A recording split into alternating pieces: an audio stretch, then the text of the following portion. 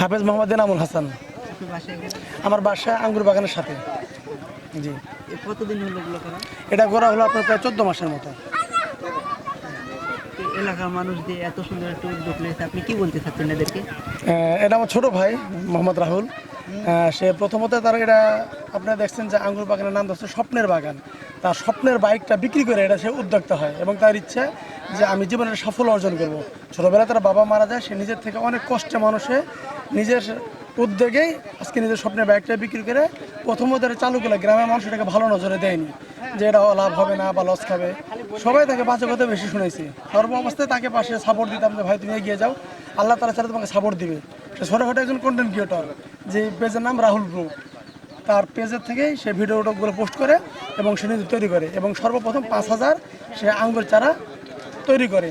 এরপর আলহামদুলিল্লাহ মানুষ তার ভিডিও দেখে আসতে শুরু করে এবং যখন প্রথমত ফল পাকতে শুরু করে তখন মানুষ খাওয়ার পরে আসলে বিশ্বাস করতে বাধ্য হয় যে না, আঙ্গুর বাগানটা আসলে খুব সুস্বাদু এবং খুবই মানে অসাধারণ। এবার সবাই চারা কিনতে শুরু করে। এরপরে মোটামুটি আলহামদুলিল্লাহ চারার দাম প্রথম থেকেই 300 টাকা করে, এখনও 300 টাকা এবং কুরিয়াতেও দিচ্ছে এবং সবভাবে দিচ্ছে আর কি। এত সুন্দর যে কাজটা করছে, তা আপনি সরকারের উদ্দেশ্যে কি বলতে চান? আমাদের রাজশাহী বিভাগীয় যিনি কৃষি প্রধান ওনারা আসছিল, ওনারা আসার পর ওনারা সুন্দর প্রশংসা করেছে এবং ভিডিও করে গেছে এবং বলছে যে তার জন্য কিছু একটা করবে।